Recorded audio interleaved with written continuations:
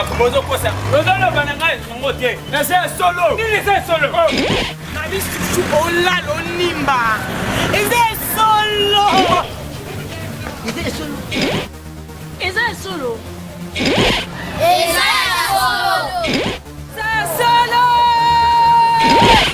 Isa solo. Dans la franchement, Isa solo. Isa solo. Bonjour, shalom, Nzamba Pambolabino, des partout Sikagnon Sobozali. Nous sommes très ravis de savoir encore que Bozana Ponakolanda, votre chaîne Isa Solo, nous vous prions et nous continuons à insister. Il faut justement que vous s'abonnez sur votre chaîne Isa Solo, mais surtout appuyer sur la cloche des notifications pour que permettre qu'à chaque fois que vous êtes en ligne, eh ben, cela vous permettra facilement pour que vous soyez comment alerte de savoir que bon voilà, là nous venons justement à autre élément que vous devrez suivre parce qu'avec Isa Solo, Isa Kakaya Solo, c'est-à-dire ce que Christ est en train de faire. Nous vous avons promis, il y aura un pasteur Blanchard dans cette deuxième partie justement, après tout ce qu'on a entendu, sa femme, Bakenda qui est hôpital à l'État, il y a eu ceci, il y a eu cela, ainsi de suite. Les médecins auront déclaré que sa femme a coquille botate et que ses ovaires sont faibles et qu'ils ont fonctionné local à Kokomoko il y a plus de 70 ans. Bako botate so bazu moaneza local a gagné l'auto, ainsi de suite. Mais nous allons surtout voir ce que Dieu a fait après. Total a le démarche parce qu'on vous a dit que ben voilà, ils sont même partis jusqu'en France à Toulouse. Et ben nous allons découvrir tout cela. Alors Ngamoum dans l'Obamakambo, il faut que le mari, il faut que le pasteur Blanchard vous explique même cela. Alors je reçois pour vous le pasteur comment le pasteur Blanchard, parce que s'il vous plaît, il est arrivé dans la Tsebino Nanzela, comment le pasteur était donc déjà en train d'arriver accompagné de son épouse. Pasteur Blanchard, shalom. Ouais, shalom pasteur. Mesure barrière exige 1 mètre, 2 mètres, mot de 3 mois peut s'amender. Voilà, c'est ça. Il faut respecter les mesures barrières. Hein. Il faut leur dire, hein. Il faut dire parce que Balanzam est belé. Approchez-vous, pasteur. Non, Balanzam est belé, il ne croit pas, effectivement, pasteur. Je crois exister, tu vois, ignorant, bien que nous avons changé de ça. Et collage ça. Mais la molle, on a masque, pasteur. On a tapé masque. Bon, là, tout ça, on a tapé. Dans un corps médical. Ok. Dans un corps médical, on a ça, qui pasteur, dans un corps médical, on a masque pendant 8 heures du temps. Waouh. En voiture, on a un masque. Non, on a pas t'inquiète, les alliés, donc voilà. Les alliés. Juste pour trouver ça l'émission, pour mettre un souvent dans les téléspectateurs, l'analyse clairement. Mais mesures barrières à respecter. Non, pasteur, il fait tellement froid, Mali les Amakas. Mais nous allons nous asseoir parce que tu vas t'offrir internaute Nabiso le même cadre autoclôturaki programme Nabiso dernièrement, mais il fait déjà froid. De base comprendre. Alors, nous avons invité autour de moi place Tofan. Merci, pasteur. Merci. Dans la franchement, Isa solo. Je pense que pasteur Blanchard, en fait, au moment du témoignage, il semble que vous a aussi également cité par le fait d'abord que vous approchez qui Madame Naye dans les circonstances au bazar qui je pense qu'il est bien que nous sommes en train maintenant de célébrer Makambo Nzambasali. Dans la couple, bon, nous étudions un tout petit peu de savoir quelle en était démarche Salike Mematiwana parce que souvent témoignage là quand Nzambasali linga bon s'arrête là mais batumi explique Nzela peut les qualités des difficultés qu'ils ont connues. Alors il semble que maman lui approchait qui celle que bien sûr hein, maman parce que moi il y a pasteur. Alors je ne sais pas en fait Nalgi d'abord Naïba. Qu'est-ce qui t'avait motivé au fait enfin de se dire il faut que je parle à cette fille? Qu'est-ce qui t'avait motivé? Eloni Penza est motivé que d'abord. Merci pasteur pour la question. Merci beaucoup. D'abord je dirais quand je suis arrivé en Finlande, on avait un pasteur Blanchard. Okay. Bon, il fait partie de ma famille, donc je vais dire ça comme ça. Et quelques années après, mon petit frère est arrivé.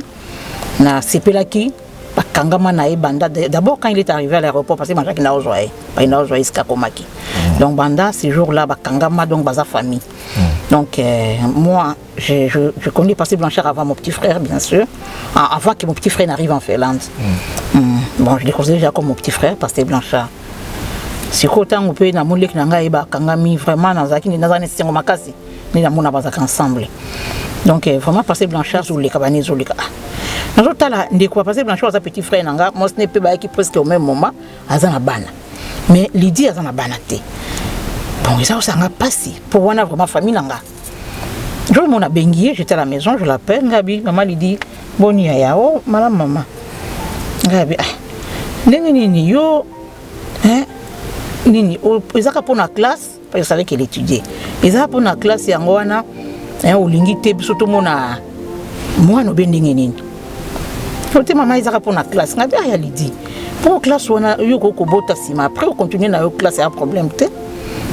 Je suis de belé vraiment pour nous nous ça classe cause la zapena zemo zoke classe maman te abota na zaka pour la classe tiens il y a Lydie solo vraiment j'avais insisté en tout cas je suis franche que j'avais insisté mais elle a commencé à pleurer donc moi nous les pour la classe te na tout un problème non moi j'ai un problème non yebisanga pour nous les likas habituellement en tout cas problème mais ça tenga bino ya Lydie pour bien que mingi ya Lydie nga bino ya Lydie tango le lycée qui a un problème qui se cache derrière ko la na yo yipsa ko bombela nga to bike no bindi na zaka na yo bike mobile no zaleki nanga do fiche pour sa petite sœur nanga to famille ko bombela nga te pour na mo tout ça nga ba ni ko yipsa nga que non nga na pas minganga balobaki boy en tout cas tout ce qu'elle a raconté quoi. Bon, à cette époque là les pasteurs n'étaient pas ici, ils étaient en Belgique. Naïf senga bibon je n'importe cara. Passer à petit frère nanga. Toyebi ça, naïf c'est pina toyebi ça été. Le kola bokena un hôpital à l'état. To mekana ko un hôpital privé au iska surtout kendaka. Je problème atinda son hôpital moko ya privé to kende kuna comme ça. Tervestalo. Total non to comparer ba résultat. Toyebi ça pasteur te ça je lui ai dit. Ngabito ça passe ta té. Ce qui a yé total ndenge ko pesa to ça plus tard. Mais pour le moment, en tout cas, Lydie, nous avons le colon, nous avons maman, nous avons yana, nous avons bana, nous avons lingate, nous avons battant et belendeng. Nous avons un problème vraiment. Évidemment, tu ne peux pas dire ça à tout le monde. Pour nous, beaucoup de trop. Bon, le colon est bien, faut nga monter, mais ça la calme. Et puis, je te donne ma parole d'honneur, au coup, on ne pas moutouter. Et nous avons à trois que nous avons moutouter. Pour ça, vie na yo, nous sommes bien à moutouter. On a vu que nous sommes bien à moutouter, on a autre chose là yo. On a comme ça moutouter, qu'on s'est entre nga na yo. Mais tout le monde comparer, n'a pas ça au CPLAT, n'a pas ça au CPLAT. Mais nga na souci na bino pour ça lokola moi na ngozo ko leki nanga ozani de konanga batant osalize belé toi batu. Ba ino musala nzambe yoza mona nzambe wa musala nzambe tango za pembe na isike pour ça musala nzambe. Na ebike mobali no musanza mabando ba nzamba opesa biso nzamba opesa biso mais toi ba africain toi batu na motema na ebike tu souffres. Parce que tu es une femme d'abord, tu es une femme. Et puis, si tu as dit libala, aujourd'hui, ngana libala, il faut n'avoir moins. Bon, ben n'anga linginga, je sais pas, t'en fais pas, chérie, tu as moins, tu as semblé dans un barapé sabiso. Mais yo mona moté molo est-ce que ma belle famille n'anga ba kanisa nini, ma belle sœur, ma beau frère ba kanisa nini. Ça peut arriver aussi. Yango wana, tu bisa na pas staté. Na ebika ça peut na congé, à un voyage, to ke na na Tervestalo. C'est moi-même qui ai pris les rendez-vous pour elle. J'ai pris les rendez-vous. C'est un rendez-vous. On a un jour en tout cas, nous, Herboué, ils ont un canel maki. Il est arrivé, on est parti. On a consulté. Donc, je pense de tout le but qu'on reçoit le pasteur Blanchard parce qu'on veut en savoir plus sur justement suite il y a témoignage. Donc, en fait, qu'est-ce qui s'est passé enfin? D'abord, pasteur Blanchard, vous revenez de la Belgique. Je pense que nous sommes limités là. Voilà.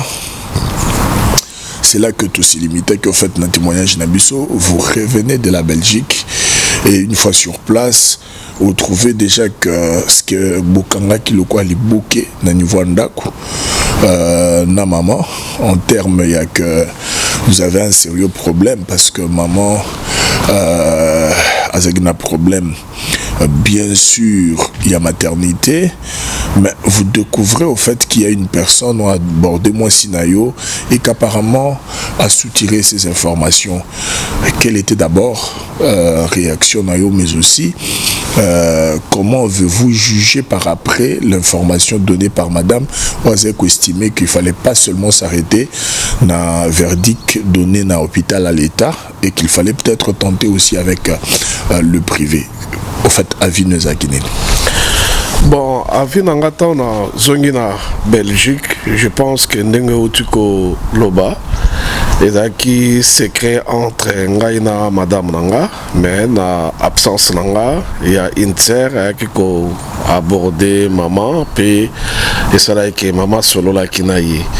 Et dès que j'étais de retour en Belgique, nadaki au courant il y a situation wana. Bon, réaction nanga premièrement et là qui réaction moko ya sengoté na CP la quitté. Pourquoi? En étant homme de Dieu, vous savez, il a des fois et singa makamususu etika la vraiment secret parce que le fait que famille na bien et na bande kolela vraiment mingi mutu mobimba na lela ki na otu na Nzambe na sali nini on a les can étape ou à passer oyo na bande vraiment kolela ko mitungisa butu malala ete pétant la mukena na ton azai ka pe bien na bande ka kolela et tombé ki maman gelpe ayo benganga mais na manifesta ki vraiment te ki na bande kolela na meme ki vie mema ki ka na sengo na zo seka ah maman lidi boni ngai maman bien atuinga santé nda komi kotuna nga pe yaya nini ezoleke pa na yo batembele bozo bota te baninga soya nzela mo bonga ba komi na bana fidèle na yo ya église ou sikoza pasteur. Ouais, c'est une maman qui est une fidèle à l'église place na pasteur. Bon, pour ça qui peut mener maman de asola na maman. Mais est-ce que au aborda qu'est-ce que l'accent qui est mécontentement na yo?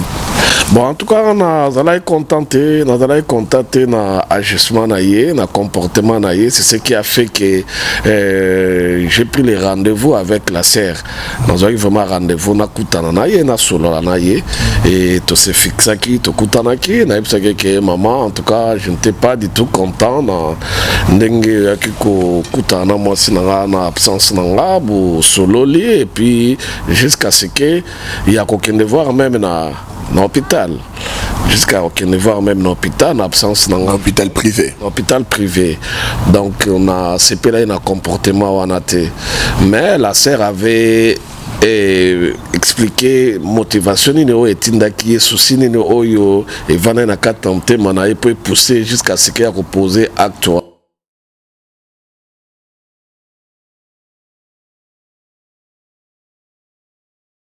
Donc vraiment ça m'a pris à cœur. Je me suis dit Fona donc nata sona ko apporter à ta ma contribution ngai.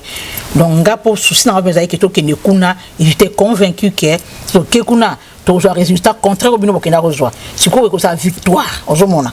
Donc pas ça to sili ki menga na yema ki lidi pour na intention ma bête na yema ki pour na carte ko luka solution que un jour Nzamba pambola biso bien sûr toujours sambela. Mais bacha minganga de tolobaka munganga zana mokilo soki pas munganga nous savons que c'est Dieu qui guérit. Mais munganga zo aider yo ozwa traitement entre temps au pesi ngona ngabo Nzambe atanda kutuzanga kuna bantu omela kisi au pesi mona kiso sambeli obinzambe kisi yo et ça mina ngabo kwa mutu mais yo oko bénir ngo de façon que et ça a quelque chose dans notre monde certes a posé acte dont d'après yo Monique c'était pas normal que aswana madame na yo enfin que c'est très bien parce que jusque là ils ont connu que de vous deux mais il y a quand même une proposition par rapport à l'hôpital privé. Est-ce que après vous voyez quand même amorcer cette démarche avec ta femme? Bon, problème c'est qu'il est fait déjà que si contact déjà na carte procédure parce que tant on a été tant sert aillé à son maman basuka kana li soloté avant ça qui na procédure kenda iti na hôpital privé et c'est là que ma femme a été déjà consultée na le fait que la situation où il ko engagé biso mibale et singa ki ngapé fallait na la sur place na ya pour ba consulter penga parce que ba ko suka kaka na yete et ba suka siko na niveau ana et tant que les premiers contacts, qui moi quelques examens, orienté qui à ça là. À ça là qui en mais les restes avec examen, monsieur Tikala qui fallait et ça là on a présence nanga et puis nanga il m'a repéré ça là avec. Exactement, pasteur. Est-ce que ça là que peut examen en hôpital? Bon, on a Kendaki, ça là il sur examen. Ça là maman, les restes avec examen au Tikala qui faut ça là une présence nanga, ça lié et puis on a puis ça l'examen au bazar non pour ça. Na sala. Alors, qu'est-ce qui se passe après, au fait? Est-ce que l'hôpital privé, c'est très important que Bolanda, s'il vous plaît, Dieu vous bénisse. Je continue à insister qu'il faut s'abonner sur la chaîne, mais aussi appuyer sur la cloche. Il y a notification, ça permet justement pour que Bozana alerté à chaque fois que Elo Komoko Ekoti. Nous continuons à faire parler le pasteur Blanchard. Alors, pasteur, est-ce que l'hôpital privé, au fait, va confirmer qui d'abord ce que avait dit le médecin d'hôpital à l'État? Est-ce que là, les choses étaient un peu différentes? Est-ce que ça vous a soulagé? Pour on voit après ça, le résultat, au moins 14 médecins, il y a différentes cliniques, il y a il y a beaucoup de différentes cliniques, il y a qui s'y mais un peu comme ça, l'étude sur les résultats, et bimaye pas maman. Ok. Tant bataille sur les 14 médecins, il faut conclure que moi en tout cas, il a possibilité pour naïe à Simba moi. La possibilité, c'est-à-dire donc avec la possibilité à botater. Avec la possibilité à botater parce que ce qu'ils ont constaté, constater que ovaire naïe. C'est vraiment trop faible. En tout cas, et comme on a niveau que Simba Moana. Et puis à l'époque, madame Azaki n'a pas même 30 ans. Azaki n'a 30 ans, mais selon estimation na bango que fonctionnement ya vers naïe na tanwana. Et ben ko fonctionner loko la kokomoko ya 70 ans. Résultat na privé? Bon, on y va privé, tant que Bayambi Bisso, je pense que tant qu'on a commis sur place, avant ça, on a fait l'examen, au Yetikalaki, entre Ngana Maman, Bayabisa Bisso Boy. Balobi qui est remarqué que situation à moi si na okeza ouvert na isa faible monito comme ce qu'on hôpital sous ça privé senga ki penga ce qui bako na ko permettre bango bako taper na dossier nanga na pesi bango autorisation bakoti après kota la situation le médecin nous a dit ceci ce qui a problème ya ba ouvert qui ya moi si na isa faible na niveau na biso tous la capacité ya ko corriger ango de corriger ango et puis ya reçoit traitement nous ce qui nango bien ce qui a problème ya ba ouvert donc c'est ce qui a fait que ça na biso examen tant toyo kindengwana ça nous a donné un peu de l'espoir parce que tant balobi que ce qui a problème ya ba ouvert parce que problème za kinde ya ba ouvert et za qui faible ce qui za yango en capacité à corriger ango maman soit traitement et puis situation s'améliorer na kat na biso.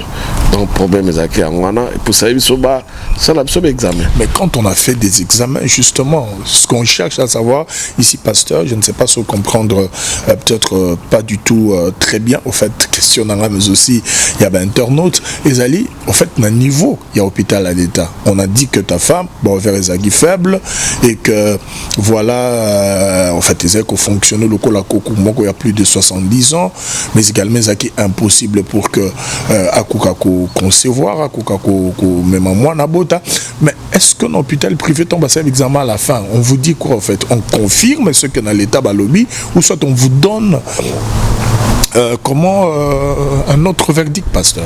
Bon je pense tant comme un privé ils allaient là nous passe na sens nini parce que situation à privé c'est une autre situation par rapport à l'état parce que na privé vous devez tout payer cash tant que ça la examen. Donc l'examen on a tout d'abord qui non trop cher, il fallait qu'on foute yango et sur les champs.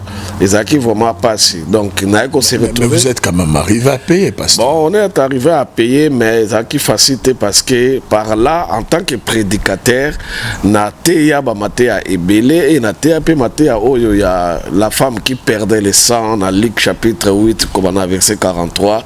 Bible dit que cette femme avait tout dépensé pour aluka guérison ya nzoto na ye, mais malgré cela atikala ko zolobi côté et jour vous avez qu'à craindre au fait que tu allais tout perdre et puis après solution à comme on a déjà ndenge les choses aller na ba dépenses ya ba kuya ba mbongo tout ça. En tout cas je dis que non, la femme a perte ya sang, elle avait vraiment souffert.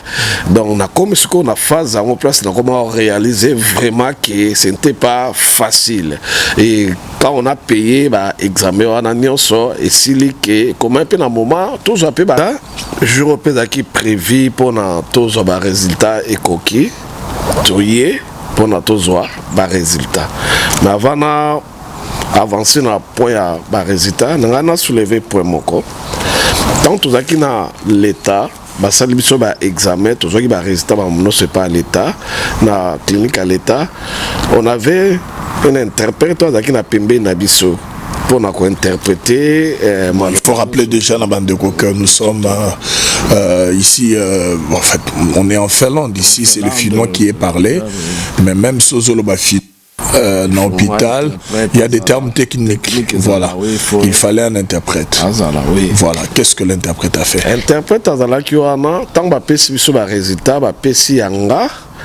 Bah lobby makamno c'est qui bien mais selon le médecin avec quantité ya makamonanga nzoto bazaki na besoin bazoa ba monaki yango zaki moi mukie même avec ça bah ça là quand même examen makamno so ezala qui bien et ngala pesa ba explication ba condition ya ba examen en tout cas un peu bizarre pour nanga en étant aussi pasteur pour les faire mais je suis arrivé quand même il y a comme ça là pour et permettre binobo. Vous n'avez pas de choix pasteur. Choix a été pour Bossala, bah, examen à bino. Bon, tant ce qu'on a dans lobby, donc interprète ma camusous. Interpréter ma camusous, bah, mettre bah, commis na dossier nanga, comme si que nanga IP, n'a pas de problème. Mais na ba résultat de ba pesa ki boye ba loba makamu susu que tout ça va tout ça nzoka une explication on a pesa ki c'est leur interprète n'a expliqué ki aloba makamu susu. Bon tant que comme ce qu'on a privé biso peto yeba te que na dossier ba tia situation ki za ndengo wana ke ba ça la conclusion que nanga na moi si nanga tout ça na problème. Tant comme ce qu'on a na privé, bah ça les ce qu'on va examen comme ce que jour va passer ce qu'on va résultat. Tant on va noter ce qu'on va résultat, médecin na clinique privée à Tuninga, Monsieur Blanchard. Qui vous a dit que, parce que là-bas le médecin parle le français. Ah oui, médecin Blanchard, qui vous a dit que vous avez un problème que Yoko Botate. C'est ce qu'on a dit, tout ça, mais là, on a monté parce que le résultat va faire ce qu'il y a bosso, et là, qui me socio, bon, à mon avis, que l'hôpital, à mon avis, on a se contredire. Et médecin, en tout cas, on a examen, tout ça, on a privé, il n'y a rien d'anomalie dans Katina. Donc, il y a bien, bien na Katina, donc, ils ont la possibilité, il y a Kobota. Mais pour madame, parce que le problème est à penser autour, il y a madame. Oui, on comprend, pasteur, on comprend. Mais pour madame, parce que le problème tourne autour de madame, est-ce que verdict donné dans l'hôpital privé, dans l'État, est qui identique? Bon, verdict, on va appeler ça qui n'a privé, on va appeler ça dans l'État, en tout cas, et tomber même verdict. Dans le sens que na privé ba ebiso abike en tout cas ndenge to moni ba résultat ba examen nyonso biso to sali awa en tout cas madame a la possibilité il y a qu'à concevoir, il y a possibilité, il y a qu'à simba moana. Mais c'est quant à vous, vous n'avez aucun problème, il y a la capacité, il y a robota. Mais moi, si nous avons la capacité, il y a robota. Donc je pense que ce qui est un problème, il y a ouvert de l'obaki qui te corriger en mettre monique dimension obiso to pensa qui te corriger c'est au-delà il y a oyo obiso to pensa qui donc même na privé va conclure que même bango dans la possibilité il y a ça là quelque chose pour madame donc tant qu'à tous les résultats na bureau à médecin et madame a piqué crise a coué na mabélé et heureusement que j'étais là parce que nenga bana coué a ngaga beta mutu na mesa médecin et na protégé ti a na kitisi na c donc c'était pas vraiment quelque chose de qui vraiment facile à vivre pour na biso na moment je pense que toujours là na biso na katna témoignage oyo ozoyo kamakambo oyo mais ce qu'on continue na kati assiette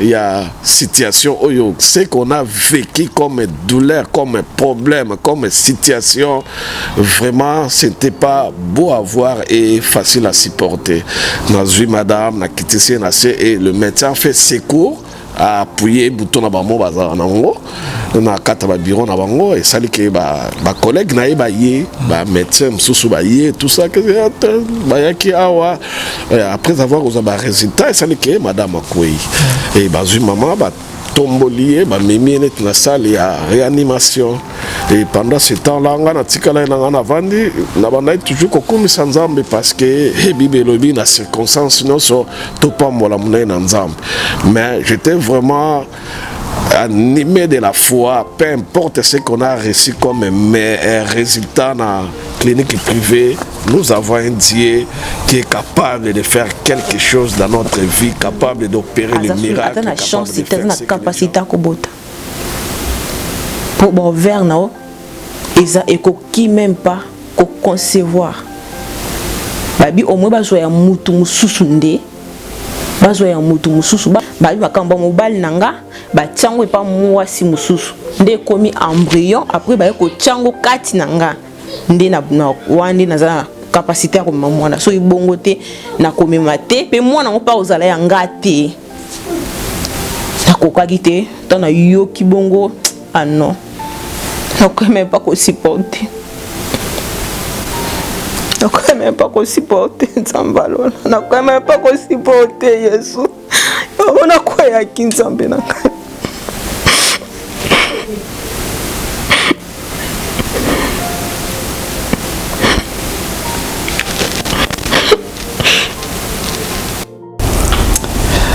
Alors, nous on continuait, on a demeuré dans la prière, on priait, on avait confiance en Dieu. On se disait que bon, c'est un morceau dur à avaler, mais ce qui totali Tobi qu'espoir est pas dans Zambé.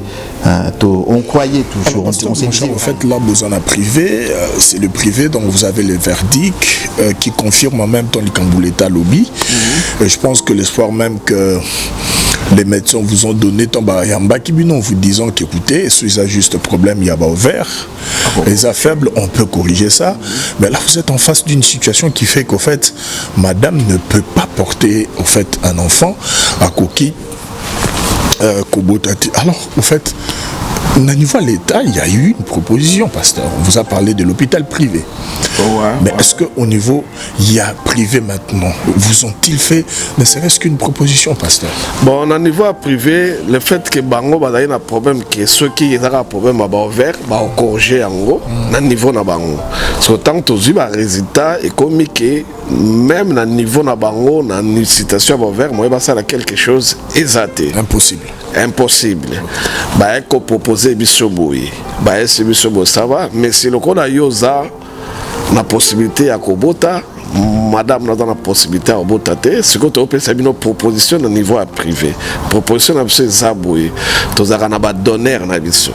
Tu as un donneur na biso. C'est que donneur wana et le kandé nini. Va zoma kambanzo tonanga. Le quoi n'a en forme.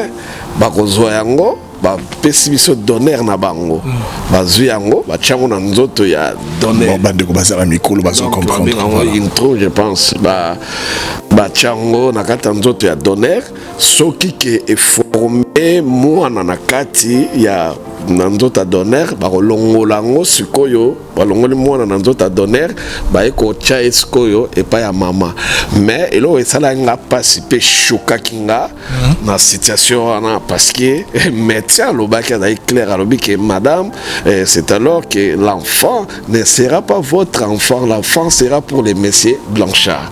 Donc yo mwana na ozala mwana na yote. Et deuxième chose oyo shokaki nga na privé ba yo yebisa biso ke tozala ba donneur ya bato mwindo te tozala na ba oh sérieux ouais tozala na ba donneur ya mindele. Donc ce donneur à mindele ça veut dire que moi en fait non c'est-à-dire moi à obima métier là. C'est pas possible sérieux donc c'est-à-dire moi na obima métier là donc proposition ba pesa biso na niveau à privé et yango wana et situation wana nyonso esenga pe traitement na suivi na makambo na nyonso ko ya makambo nyonso c'est dans de 9 000 €. Bon il faut payer un donneur et puis il faut foutre un donneur et puis il faut foutre un traitement nyonso nde ba no sala na osomba ba produits pharmaceutiques ba kisi tout ça pour na et permettre que moi na za la bien na ndenge ba longola ye pas donneur ba ya ocha pas ya maman. Bon, alors là, vous êtes d'accord, je pense. Comment est-ce que tu as décidé, tu sais que ça va, tu es solo là, na madame, et puis tu es la bino. Et tant que je pense que je n'étais pas du tout d'accord, je n'étais pas du tout content que moi, si nanga, a mema mwana oyo asala na liboma mutu mususu na yebi kenzamba pesa ki li quand même pesa makambo na yo te pesa makambo na yo te za makambo na ngai mais na mwasi na te ona balaki ba pirate yango donc na waya comme maman na pirate te et puis na ce qui ça écoute maman tant maman à reprendre ba nerf na ye tout ça na ce qui ça écoute bi ah maman baliba bebe sayo bo ezanga kombo donc pour na ko animer ka na situation autodaki na mais na nyonso wana to décider que tozonga susu na privé te et puis situation wana ya donneur wana toko utiliser yango te mais pas ce Blanchard en fait Nangui penza pour que toi avances un tout petit peu plus vite hein. En fait Ezali là c'est la Finlande, c'est les médecins en Finlande qui ont donné des tels avis. Mais est-ce que vous avez tenté, ne serait-ce que peut-être les bandas dans l'Union européenne, parce que l'Union européenne compte pas mal de pays, mais est-ce que Bima Kiata Libanda était pour essayer Koyebata Libanda une autre situation, peut-être et Kouka Gozan au niveau à Finlande que ça c'est compliqué, pasteur. Bon, il y a des soucis nabiso tant que bimi et pas ba mettre tous les résultats wana et to yaki nanda to zoaki décision de bilan tout ça na pesiko tout ça comparaison il y a ba résultats autres na Finlande to mekana pe ko bima libanda Finlande total la suite aux même résultat et to bima ki na Finlande to ki na France plus précisément na ville ya Toulouse na clinique ya munene oiza peka clinique etala ma robota et de là maman asalaki basalaki examen nyonso basalaki na Finlande et ba résultat donc ba reprendre en fait l'examen nyonso basalaki na Finlande et tozaki pena ba résultat au tozaki na Finlande to memaki yango et tant et s'il vous plaît en fait pour nous donner un tout petit peu espace de temps entre moment beaucoup à privé na moment pour se retrouver à Toulouse pour que maman a comme la clinique à Toulouse il s'est passé combien de temps donc tozaki 1 mois et demi, donc tout à fait 2 mois. 1 mois et demi, 2 mois. Parce que tant que je bongo, tout ça qui se vont tout bongama. Tout bongama, mais après, maman a kindaki. Tant que je vais résultat où ils sont à Toulouse, en tout cas, et comme ça, comment résultat à Toulouse est différent. Na ba résultat au bimaki na clinique ya privé na bimaki na clinique ya l'état en Finlande donc na Toulouse ba résultat ya maman et bimi maman aza bien aza en forme en bon état makamuno to ça va mon Dieu Et par là, on a compris que dans la situation Oyo, il y avait une main noire qui était derrière cette situation. Et quand la maman était de retour dans Finlande, pasteur, on s'est décidé, donc Kanda Molimo et Mata, pour provoquer Sukoyo Nzambe, total à Sukoyo, entre la main noire et la main de notre Dieu, qui est la main qui est puissante pour déclencher miracle dans cette situation. Et c'était au fait, c'était en quoi faisant Mikolo Bazana va comprendre. Est-ce que ça qui jour ou soit il y a des choses que vous avez fait en dehors de voilà.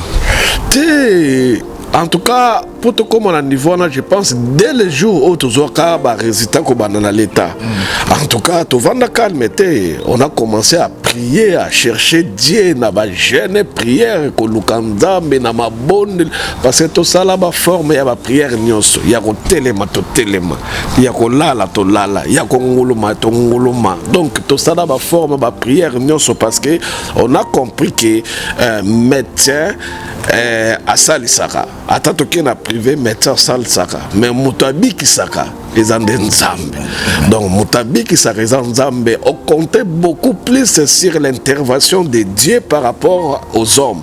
Au moins, le coup de procédure, il y a tout ça, il y a procédure, il y a l'État, il y a privé. Mais en tout cas, force Nabiso, ma casse Nabiso, il y a beaucoup plus sur la prière, afin que Nzambe a déclenché miracle. Et surtout que Bible le Bina, Psaume chapitre 34, verset 6, si on tourne vers lui les visages, on est rayonnant de joie. Et les visages ne se couvrent pas de honte.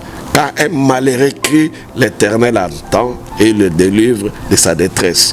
En tout cas, papa, tout élément qui tout le Nzambe, j'ai compris que si tu commences un résultat qui à Toulouse, donc c'était Dieu a commencé à nous montrer que je suis Dieu dans la limite de Oyo Batuba lobby. Il y a un le lobasu katenenge proverbe 16 1 lobby.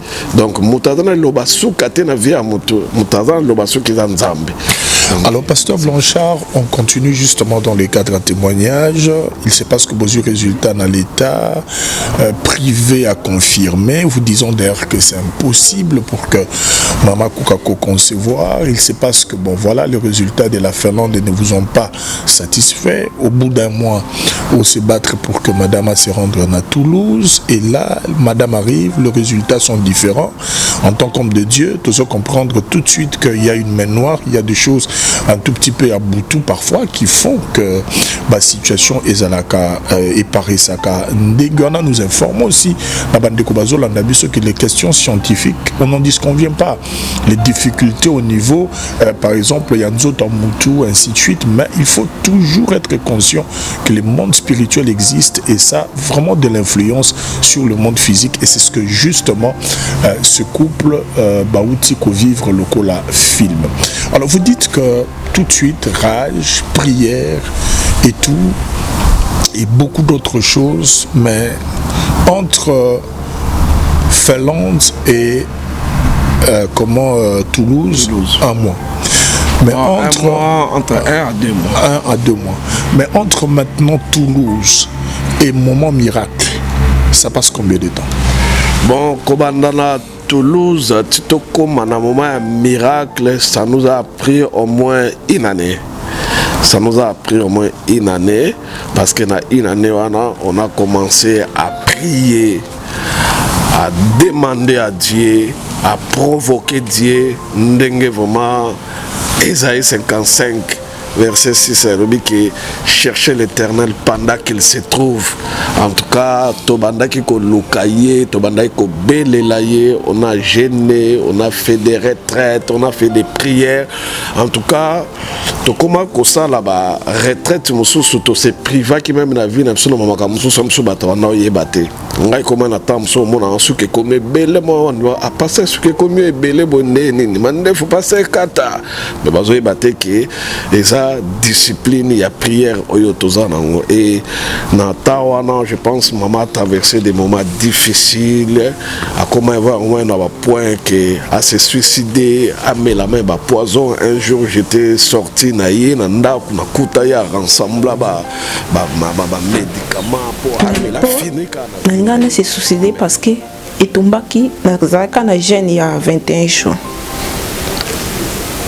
tana sisi jeune na 21 jours na silisi na koti susu ya 3 jours à sec na silisi mais na mona ki résultat mon côté na mona pété eloko moko to signe mon côté na yipsi pasteur ngabi pourquoi na sali ba jeune na outi na jeune à 21 jours na outi sous 3 jours à jeune à sec na moni résultat te papa nini na sali nini na mi bo mananga kasi na ko même kolobane na yipsi papa nzamba opeso ka mwasi mususu nzamba opeso mwasi mususu a opeso otindo la mususu o pe oza plus kingai oza meilleur plus kingai po na koma na suka na yipsi papa na kufa na ngai nde yango na kotaki na chambre nasangisaki bakisi mpo na mela chance pasteur azalaki wana ndayaki kokanga nga abotoli bakisi wana abilidi nzamba oyanola yo nzamba oyanola olidi komiboma te mwasi na nga nzamba oyanola yo nzamba asalaka na ngunga asalaka na ngunga nzambe mpe oyo bazalaki ocourant situation oyo tobanda kotraverse batikaki biso mpe te basoutenaki biso na baprière et la maman aussi a son pasteur na Congo. Vraiment, son pasteur aussi a tika biso te chaque fois qu'il va là ok na mangengenge bada matana sujet na biso de prière pour na ko bondela et l'église aussi que je dirige l'église Sion, tous les membres de l'église ainsi que mes collègues prions aussi pour notre situation afin que Dieu puisse faire quelque chose. Parce qu'on a une intercession, au lieu qu'il va appeler ce sujet de prière, avec que tout ce bon de la pour faire pasteur, n'a besoin de salut constant, ma bota mingue yaka awa na église, les arana bana.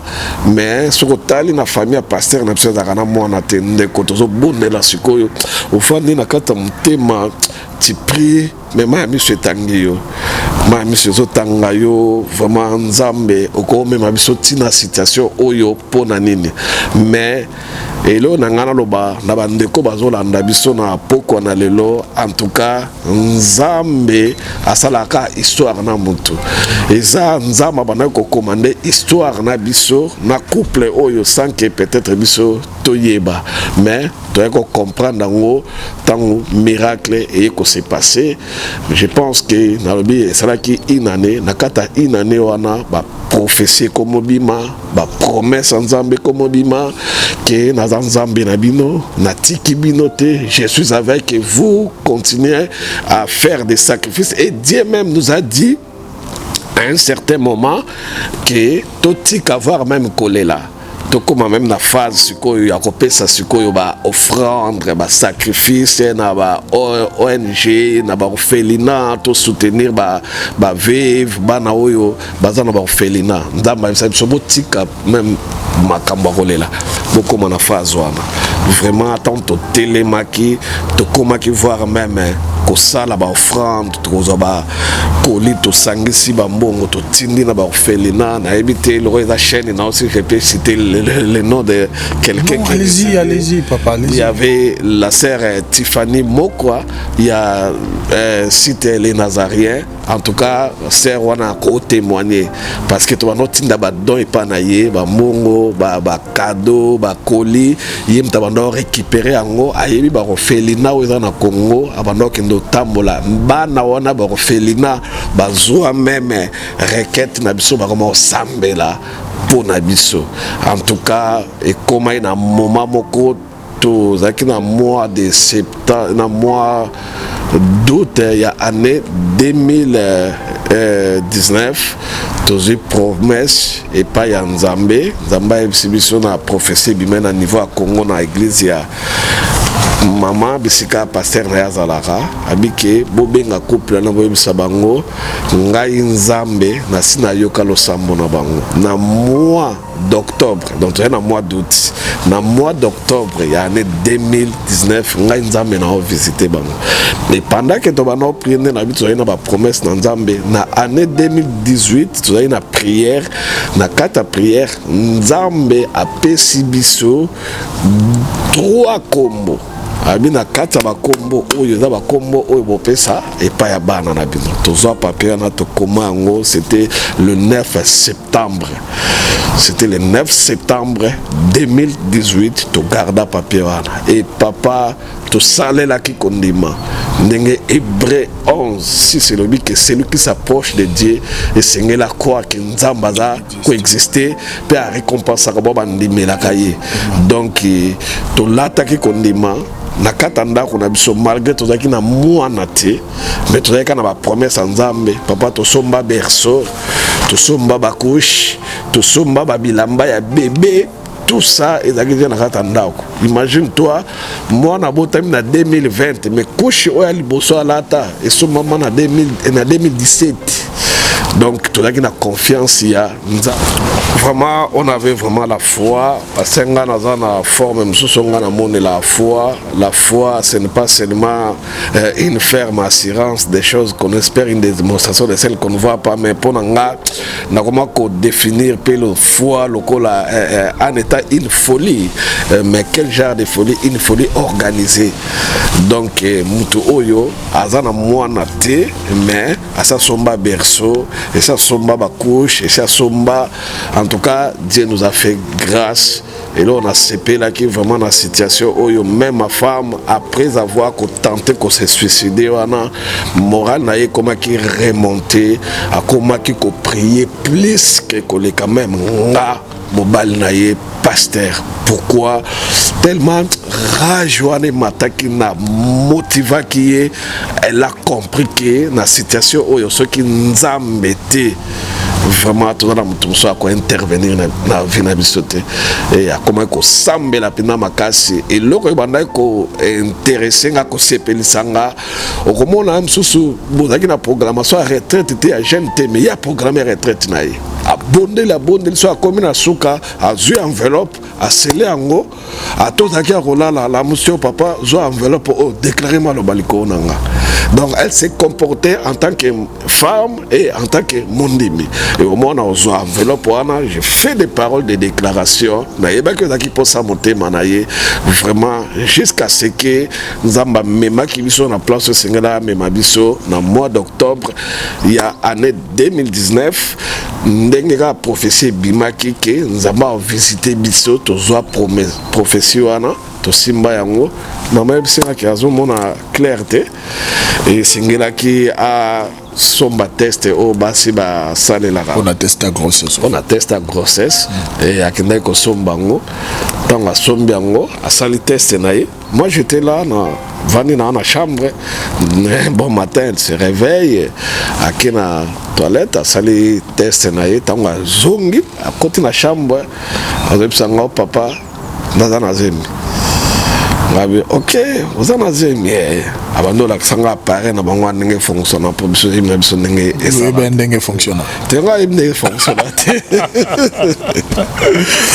nem tabando abandi ko tangi sanga moni ndenge za bosino ya rouge oyo soki ye côté ya plus donc c'est-à-dire ça va soki da côté moins donc na bien ok non parce qu'il faut déjà rappeler que bon il est certes vrai que la plupart de femmes baillent bien tout de même, mais il faut rappeler que en fait ta femme aussi a zali personnel médical. Personnel médical, elle est infirmière, donc ayebi magambana nyos. Tant qu'on ko apprendre nga, en tout cas tozaki na esengo, to sotaki, to kumisa kinzambe, bon ça va. Il faut que nous soyons à l'hôpital hôpital sikoyo est confirmé makambo ce qui effectivement ezabongo tabite papa ezabongo ndengo monika eloko ndenge salibo donc ça va to akokende na hôpital to kindai na ngoza hôpital ya quartier ndeka na Europe ezala chaque quartier ezala na hôpital na ngwa boki na hôpital ya munene loba ezala ka makasi to kenda na hôpital ya quartier tango ba yambi biso batali tout médecin confirmé ami que oui moi sinon azana zemi il y a 6 semaines et 8 semaines azana mukumba ya 8 semaines et siko ndenge zawana toujours recommandé bino bokende siko na hôpital ya munene kuna nde siko place akuta na suna ba médecin bakobanda siko kolandela et puis bakoyebisa bino suite ya évolution ya grossesse ndenge nini ekokende papa place au bazongisi biso c'était où? C'était dans le même clinique. Wow. Oyo, wow. Ba confirma que biso ce qui tosimi moana que ça le roi to gagner l'auto. C'était dans le même clinique. Et par là et au fait tant beaucoup mis dans la clinique. Est-ce que vous reconnaissez Est-ce qu'on vous a reconnu ce couple Bazara déjà? Bon, bah reconnaître que biso na sens néné parce que tant ba yambi biso, il faut ba kota ce qu'on a kata ba donner. Ba kota na ba donner l'ordinateur, le médecin a pris le temps avant de nous appeler. A joué vraiment temps. Tant ba sali déjà maman ba disons à niveau déjà en place tozalaki ba j'ai déjà ma caméra sur l'ordinateur maman c'est déjà informatisé donc tout aux autres qui kuna bango bazaki déjà na information tant au commis médecin atali dossier papa azwa qui vraiment tant papa tant ba yako yamba biso le médecin nous a dit abi bino bozalaki awa ça fait au moins 2 ans 3 ans passés. Situation moi si na wezaki boye oui effectivement mais esali ndenge nini po ekoma boye nga na ekolo bana muno na biso to ba awa finwa na répondre pas médecin c'est Yumala Kasi donc cela veut dire c'est la main de Dieu qui a fait toutes ces choses.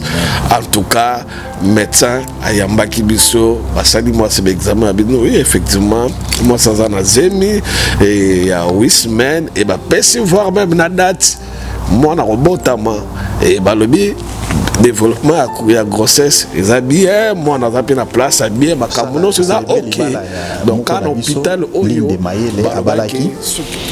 Alors c'était dans la même semaine il y a la festivité Maria Joana, on était dans la famille à petite sœur Moussousou Peka Akuna. C'est alors que maman lui dit bango ba mikome la qui déjà na Belgique. Alors nga juro na tokomaki tango to kenanda ku ba yambi biso ba maman lui dit na pasteur Blanchard ba jet zakuna. Tango maman lui dit ayambi nga bandi kolela. Maman lui dit azolela. Abi papa akangi nga na nzoto azulela bon nga na yeba ezaki émotion ndenge tokutana kiso na mboka mopaya tango leli ayibisinga abi papa tala libumu OK abi nanga papa tala libumu natali abi papa naza na zemi OK na moment wana na mona ki ne j'étais plus moi parce que ezaki et puis na pambola ki nzambe po eyaki na moment moko nouvelle eyaki na moment moko tokendaki pe pour les sengo toki nous célébrer libala ya ndeko na biso mususu et quand elle m'a appris ça j'étais encore debout en avandité na lobaki na bikaka nkolo zwa lokumu c'était une joie immense et sengo ezala ki a makasi parce que je me dis OK mais c'est pour ça na ki pe donc apparemment ba bombela ki biso nyonso bangaki basala biso surprise soki tokutani libota mobimba c'est alors que bangaki ba lobela biso likambo wana alors biso togangaki c'était une joie immense parce que c'est loko to leli nango mingi to bondeli nango mingi mais nzambe oya pangsaka ya misu ayeko sala biso cadeau nengwana c'était vraiment un moment inoubliable toko bossa na moment wana te il y a les larmes qui ont coulé.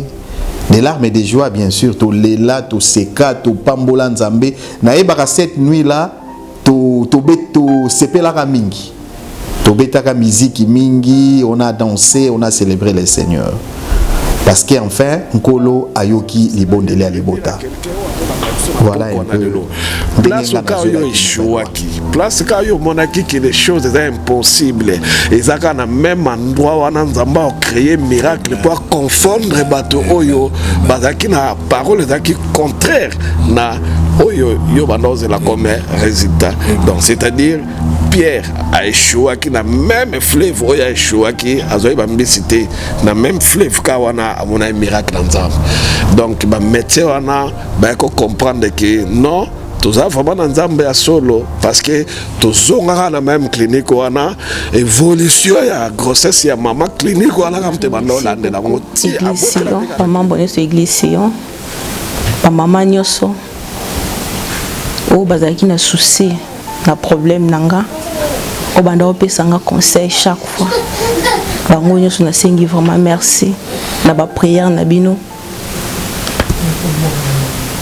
o banda ko sala tongo midi pour kolela pour Nzambe apesa biso mwana et le Nzambe akokisanga biso mwana promedi yango na sengi merci et nazo remercier ko mingi makasi mama Mimi merci parce que au banda osala na secret la sœur Mimi Mayele au banda osala na secret mutabanda ko mona te ezai ka Nzambe mutabanda ko mona mama consolanga mingi o consolanga tellement mama tellement yo moko na oyeba te mwana ibiso ezala kite ma Mimi merci maman Mimi merci Nzamba pambola yo continuer kosala ka ndengo zali ba vraiment la moi continuer lokola Tabita Nzamba osalelo mingi Nzamba osala ko kama maman Mimi obande ko consoler ngai obande ko fortifier ngai obande ko pesanga makasi mama Nzamba pambolo maman Mimi lelo tokomi balongi tokomi balongi maman Mimi Nzamba pambola merci na oyo sali merci na oyo sali maman Mimi Nzambe apambola yo amemo musika na bana na yo na ebisaka yo Nzamba amemo musika ozala mwasi moko pambwama mwasi moko ya olela tende ya koseka na ye kopesa pe Gisèle Malosa Nzambe apambola o mama na oyo zala ekipembeni na ngai okonsola ngai pe pesanga conseil Gisèle Malosa ainsi que le frère Jossard qui est le mari Nzambe apambola yo na pesi pe ndeko nanga merci na Toulouse esika na kendaki comme gloire merci na ndingo memenga na hôpital na oyo sala na pona ngai benga na fela kolonga na fela ntina koma na France ozoenga charge makamunyoso merci ndeko na ngai Nzambe apambolo makasi. Et je salue aussi, je bénis aussi l'Éternel pour ma famille qui est en Suède. Je pense que quand on va au courant de la situation, nous allons visiter Bisso, va témoigner dans mon église. Ma soeur, ma grande soeur Eugénie Niangi, que Dieu te bénisse pour notre soutien à eux envers Bisso, papa Benoît, vraiment Nzamba Pambola, sœur Joël, sœur frère Mimi, frère Teddy, Binonio sur vos soutiens Bisso, vraiment toute la famille, ça c'est la famille Maïle, en Finlande, et pardon, en Suède, en Norvège, vraiment, qui derrière Bisso, et tant on a visité Bisso dans l'église, partout, parce que ensemble, ils ont témoigné, la grand-mère, merci, parce que c'est une sœur, c'est une maman, oyo alata vraiment souci à pas si na biso na motema na ye et ça vraiment ba situation moko rare na ba niveau ba poto a vraiment que batuma ba souffrir to couple mo ezo souffrir moto abota penda courage aya apusa na pembe na bino a affronter bino pe aye ba souci na bino eza nini vraiment la sœur à salaki lokoana et puis approche naie vis-à-vis na biso ayaki apporter le biso une partie à solution dans la situation oyo biso tozalaki nango vraiment que notre Dieu vous bénisse na acte oyo oyebaki na ko poser Makat Nabiso et Marca Biso. Il y a qu'on s'intéresser à la souffrance Nabiso, n'a pas su Banako, nous Biso, Boutopenamoy. Donc, on a dans la Bible quand Joseph était en prison, à négliger une situation, mais à s'intéresser, on n'a pas si à bateau en prison. C'est ce qui a fait que quelque part, Penzambe a cancellé. Vraiment, que Dieu te bénisse, Maman Angèle, pour tout ce que vous avez fait pour nous. Remercier Bananzambe Nyonso, Oyo, assistant qui vit dans le moment où il y a souffrance, porta qui passe na biso souffrance na biso na katam tema oyo bazaki visible tout le monde qui na ba pe bazaki héros dans l'ombre qui nous ont soutenus dans leurs prières. Vraiment, tout ça reconnaissant envers Bino. Tu es que les autres toujours célébrer victoire. Nenge Esaïe 8-20 à l'objet de la loi au témoignage. Si le peuple ne dit pas ainsi, il y a pour l'aurore pour le peuple. On avait la promesse de Dieu et pour que cette promesse puisse s'accomplir, et c'est là qu'il y a beaucoup de sacrifices. Et il y a que Bino Bozo faire partir une partie à ma sacrifice pour soutenir Ibiso et à ma famille. Vraiment, merci pour votre soutien. Mon grand frère, Papa Maïle Kitari, mon grand frère Jacques Maïle, ma grande sœur Lina Maïle, ma petite sœur Mimi Maïle, ainsi que Bassina Bango, Maman Godé, Papa Gaspard, frère Gilles, ainsi que toute la famille, ma nièce Nanga, ma neveu Nanga, bon soutenir Biso Makasi, ma belle famille, vraiment badaki à côté na Biso batika Biso dans vos prières, dans vos conseils, mon beau-père, ma belle-mère, c'est qui, ma belle-sœur Nanga, vraiment que Dieu vous bénisse. Et à mon église, l'église Sion, vous étiez aussi derrière nous pour nous soutenir dans vos prières. Vraiment, je bénis tous les enfants de l'église Sion, mes collaborateurs, les pasteurs Corneille, les pasteurs Maurice, les papa Petrus, bien-aimé Papi, vraiment tout le monde, vous êtes derrière couple, pour nous soutenir dans la prière. Vraiment, Zamba Pambo Labino, Nyoso Bosalaki pour Nabiso, et à ne pas oublier celui qui est le pasteur de ma femme, le pasteur Bob au Congo, République démocratique du Congo.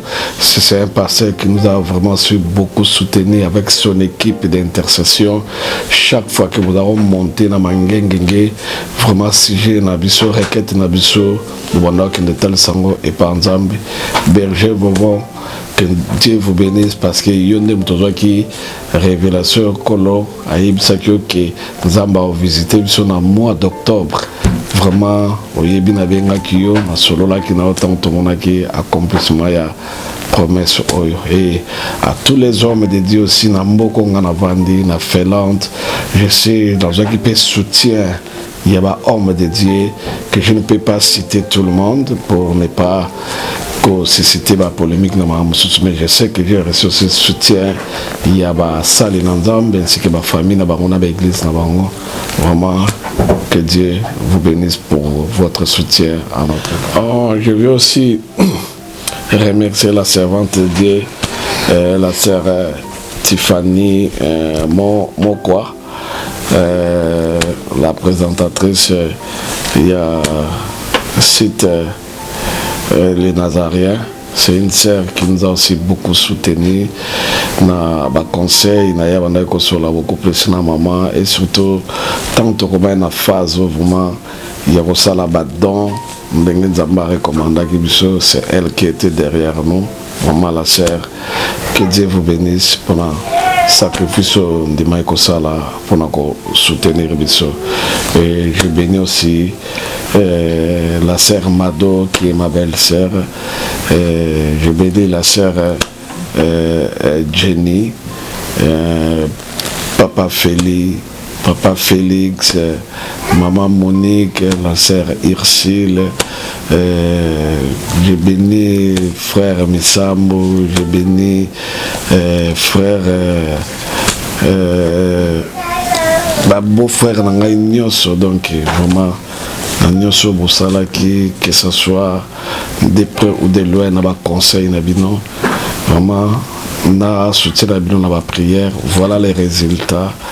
Oyo, Nzambasa na kati. Maman Mobo aza na point, aze sika Mobo azolela.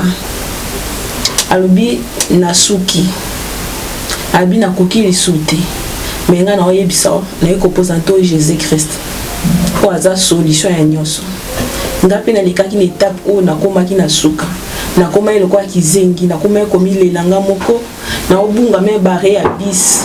Na mimona ki vraiment na suki, na koma même na étape na zuba kisi na mela. Pona tikaka mokilio, pona mona na suki. Mais ezaki na mutu moko o batalisa nga c'est Jésus-Christ. O alonga nyonso. O abikisa wa maladi nyonso.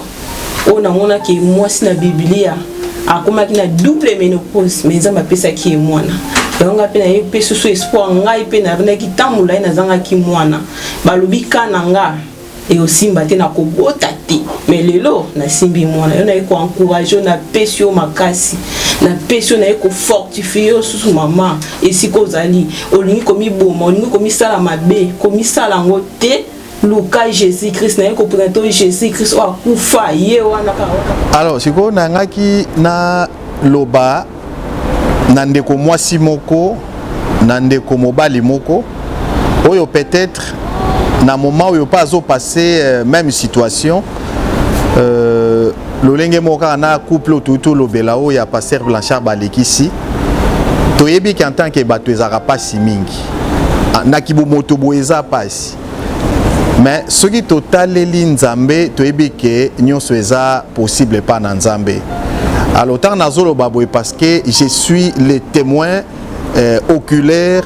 Il y a situation où ndeko na ngai pasteur Blanchard na libota na ye na mwasi na ye mama Lidi ba uti kolekisa situation moko ezalaki peut-être na kibo moto boye mokile lobaki ke sili po na bango mais nzambo ya lola o bango basalela ka butu na moi amona ki ndeti histoire na bango ebande sika wana.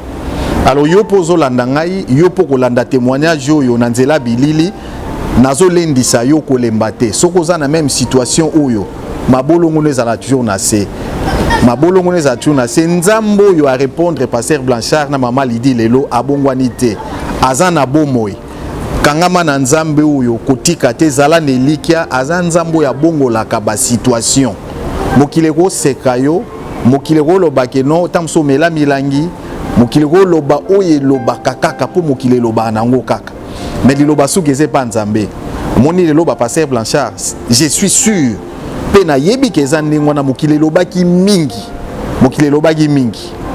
tala kaka musala nzambe mobimba zobota te na mwasi na ye mokile lobaki mais nzambe azalaki mutu asuka wa telema mutu asuka lelo yo bazo seka lelo bazo sepela na lipamboli nzamba apesi bango elingi kolobaki ndeko nango zolanda ngai yo peza na elike pa na nzambe yo zo ko se retrouver botolo bakaka situation ya mwana te na n'importe quelle situation na vie na yo oyo mokilizo zo lango solution. Notre Dieu est un Dieu qui n'est pas un Dieu de l'histoire mais il est un Dieu qui agit comme la Bible dit. Il est le même hier, aujourd'hui et éternellement. Ce qu'il a fait hier, il l'a fait aujourd'hui dans la famille de notre bien-aimé Blanchard. Ils attendaient l'enfant dans la prière, mais aujourd'hui on a vu l'enfant. Dieu les avait promis qu'ils auront l'enfant, mais la science a dit non. Mais du côté de notre Dieu, selon la promesse, notre Dieu a dit oui, car il est écrit tout est possible à celui qui croit. C'est pour cela, je dirais aussi pour ceux qui ont le même cas, comme le couple de notre bien-aimé, de croire toujours en Dieu. Ce que l'Éternel Dieu a fait avec l'homme de Dieu, il le fera aussi dans votre couple. Car notre Dieu, il est un Dieu vivant, il est un Dieu capable.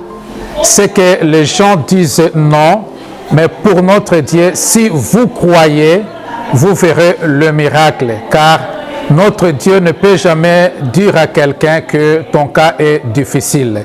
C'est pourquoi ce qui est impossible aux hommes est possible à notre Dieu. Jésus-Christ est le même hier, aujourd'hui, éternellement.